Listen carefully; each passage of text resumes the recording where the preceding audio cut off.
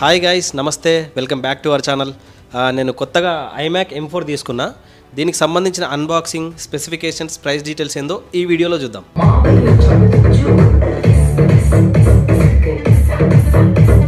నేను ఈ exact variant కోసం హైదరాబాద్